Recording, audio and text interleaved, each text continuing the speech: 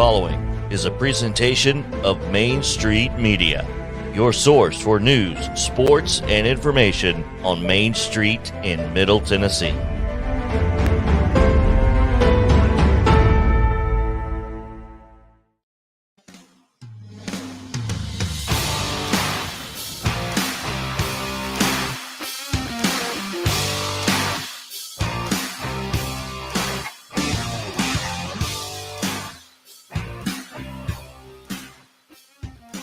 Welcome into Main Street Preps this week. I'm Russell Vannozzi, joined by Tyler Palmateer, and we are coming to you from the Main Street Media television studios for the first time, and more specifically, the George Plaster backdrop here. We didn't ask permission, but maybe we can beg for forgiveness later. Tyler, what do you think of our new digs here?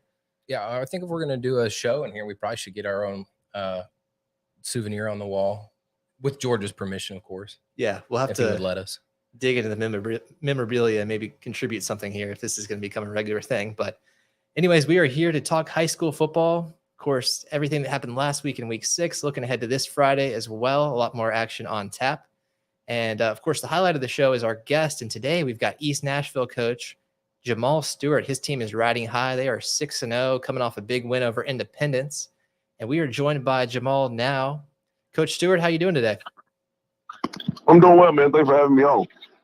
Absolutely. Thanks for being here. And I just mentioned it, Jamal, but you guys downed Independence 32-7 last Friday. A big win there.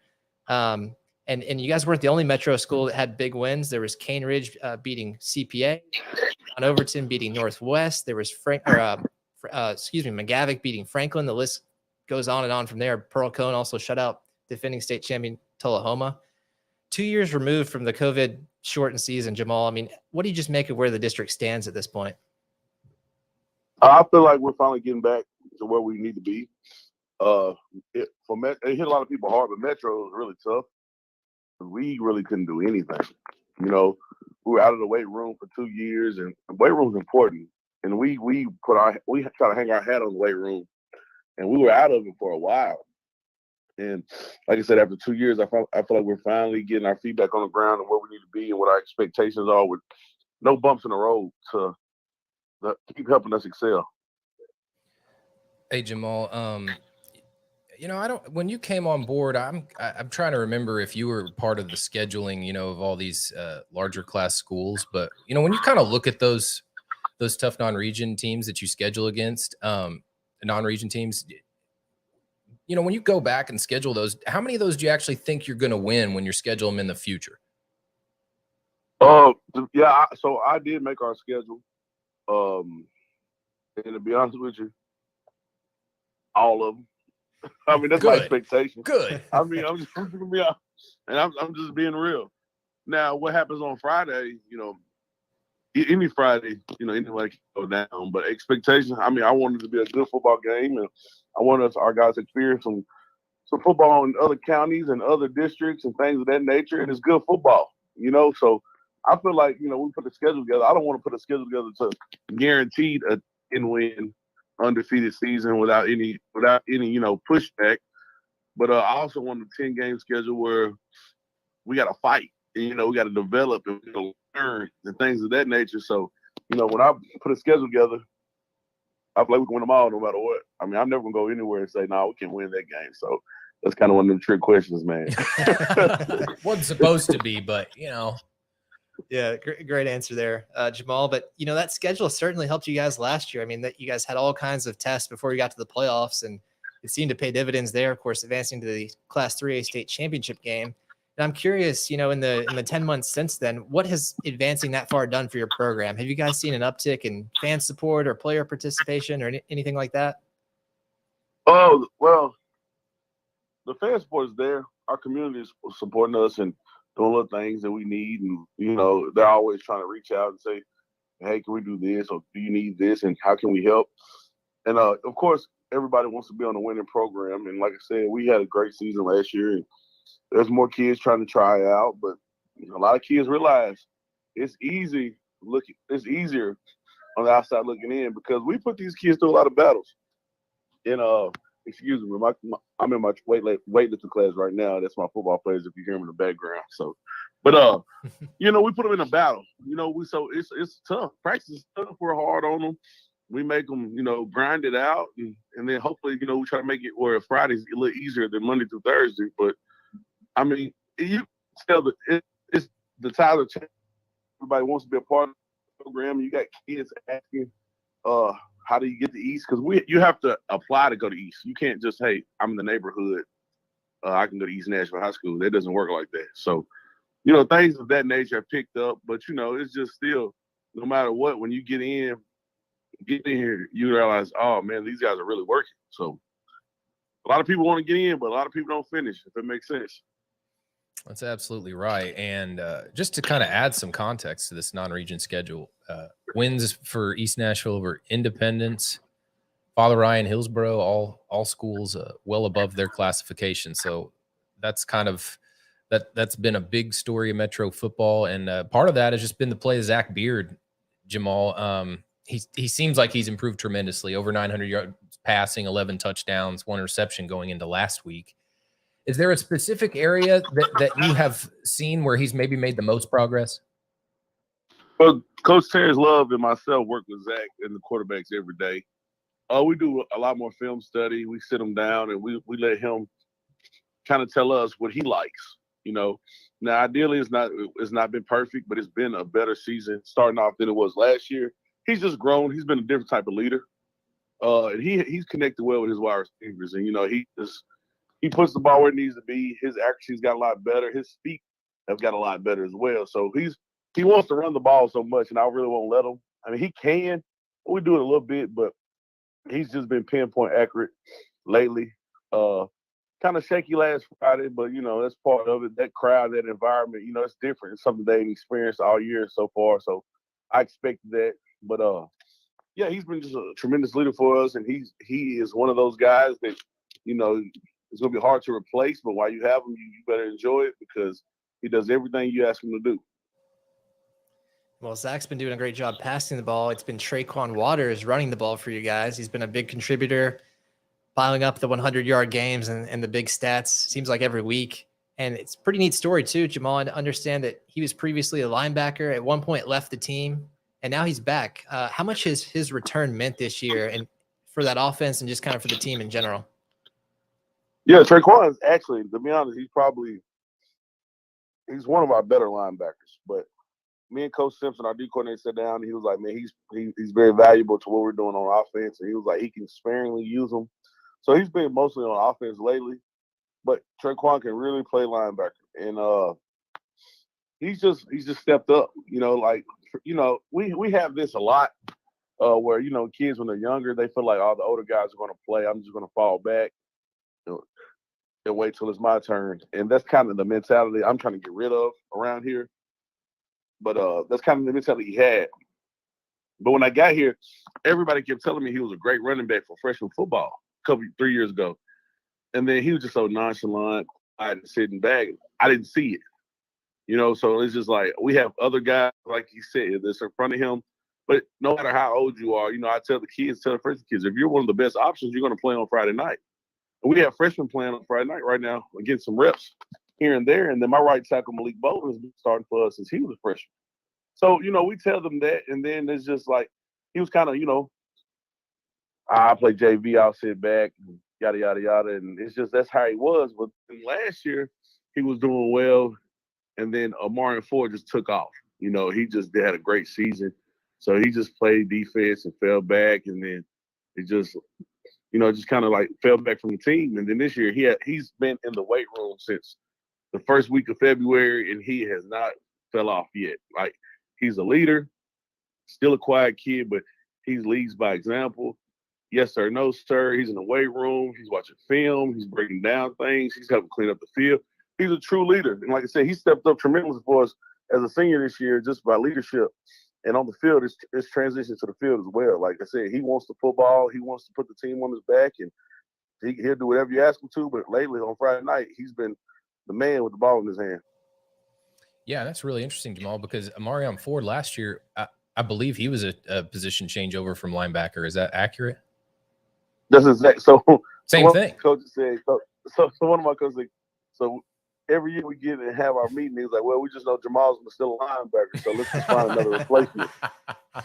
Well, that's I was going to ask you about that. Moving Traquan from linebacker is interesting because your linebackers and defensive line were so good last year, and you graduated a few of them. So, who's kind of been stepping up into those roles? I mean, we have some young kids that's been stepping up for us tremendously.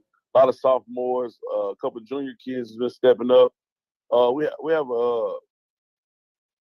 Keelan Anderson. He's a freshman. He's actually been playing a little linebacker for us as a starter the last couple of weeks. Very smart kid, fast kid, does whatever you ask him to do. He's the one stepped up.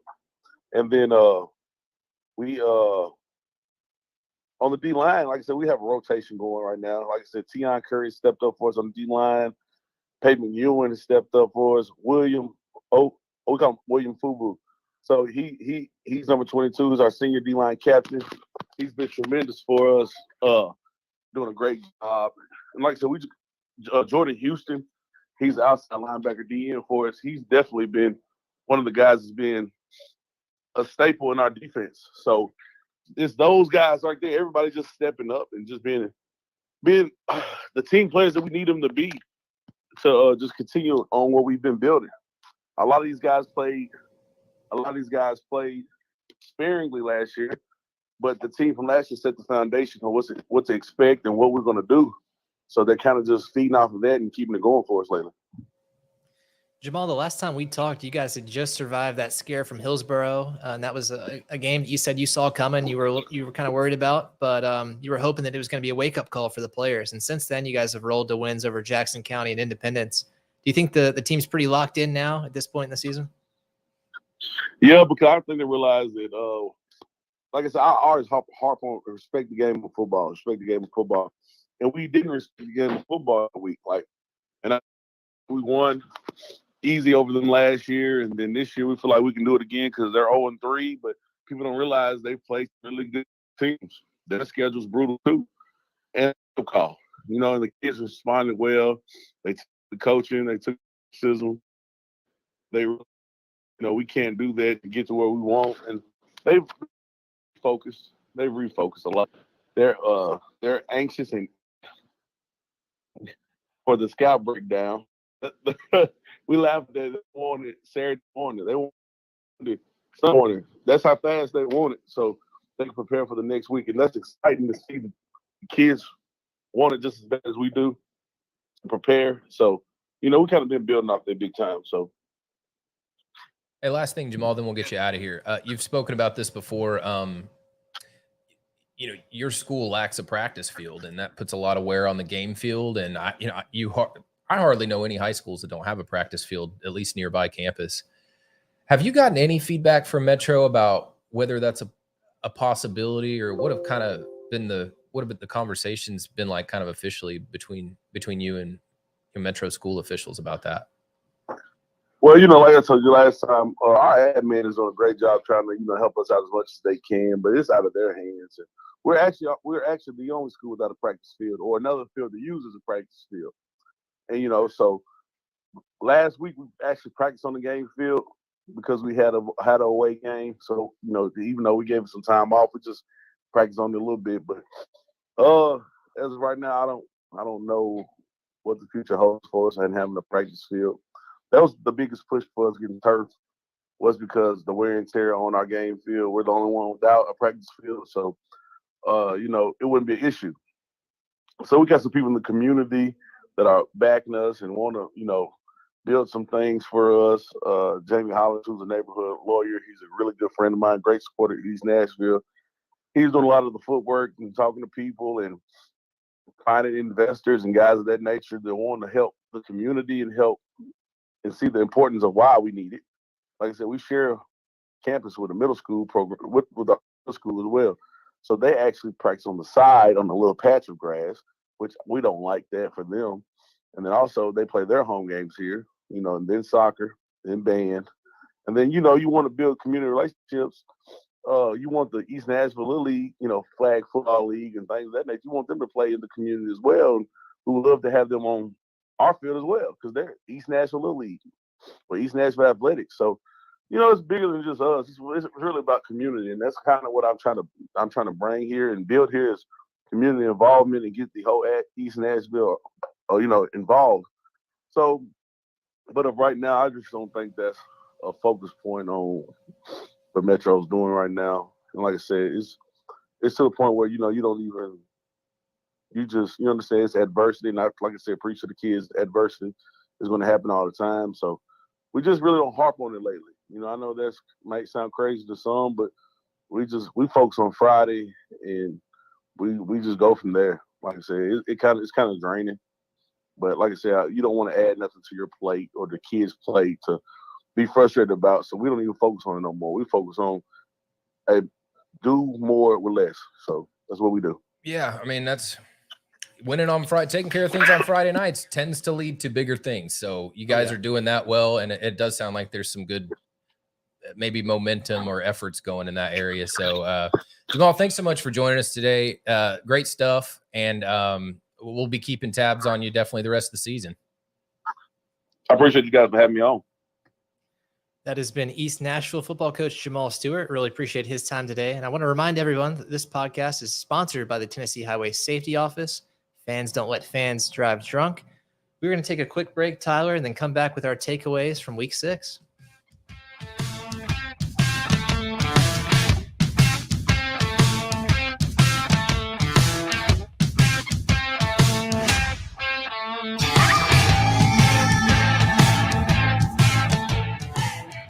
It was just a few drinks. I'm good. I thought it was good. After every game, we always have a few. It's no big deal. It was no big deal. Hey, I can hold my liquor. I thought I could hold my liquor.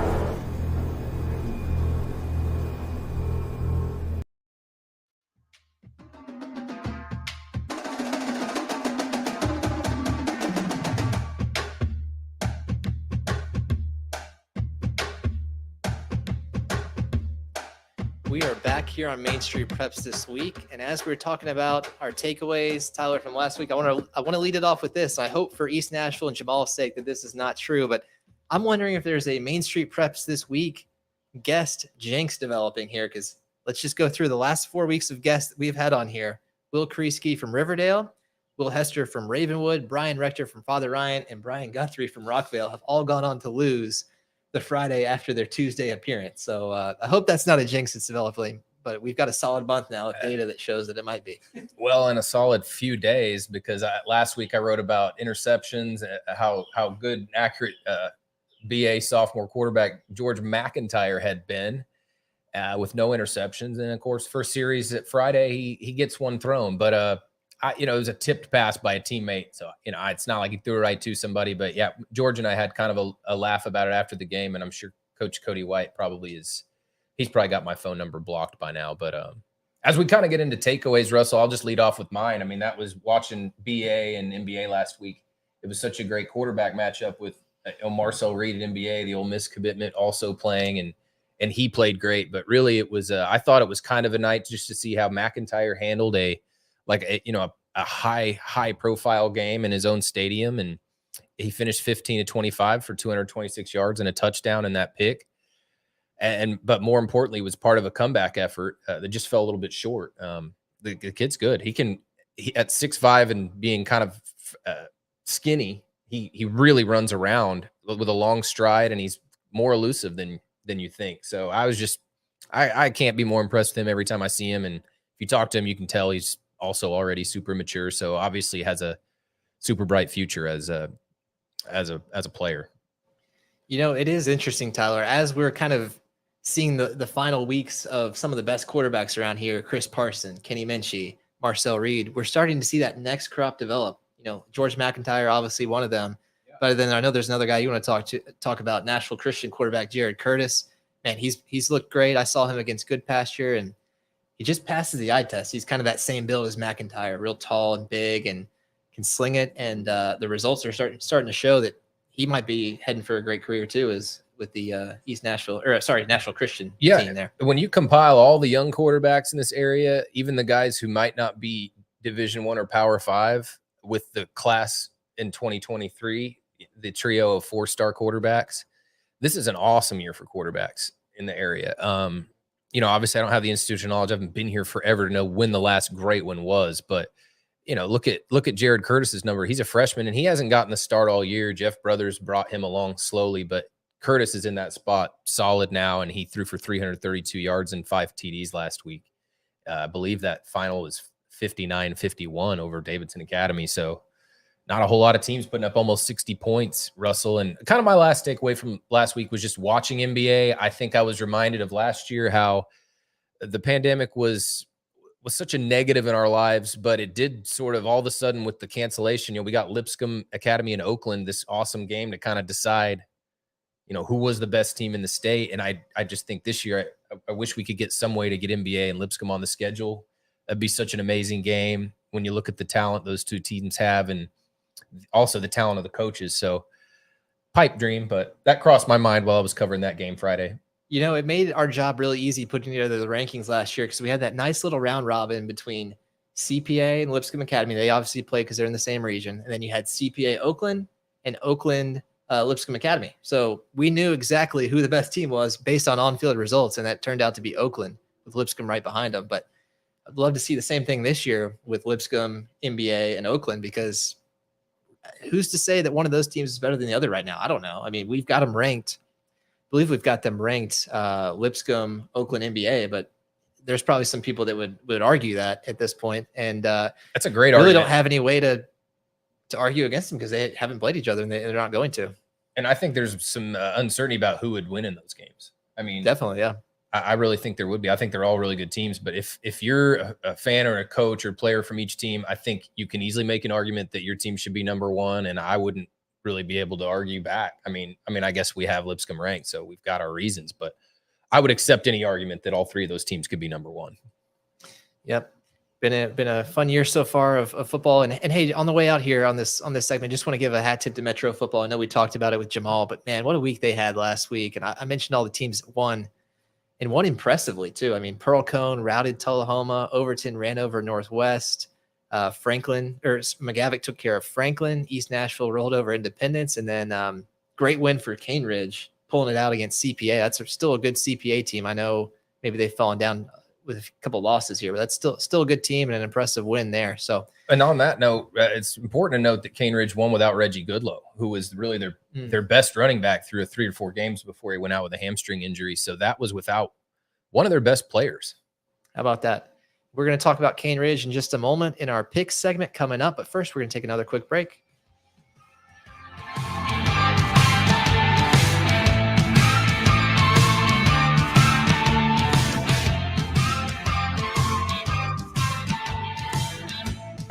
It's just a few cocktails at happy hour.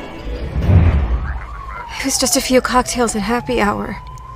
You really good try. There aren't any cops around. I didn't think there were any cops around. I drink and drive all the time. Sir, you've been in a serious crash. I need you to hang on, okay? Run your name, sir. Do you know where you are right now?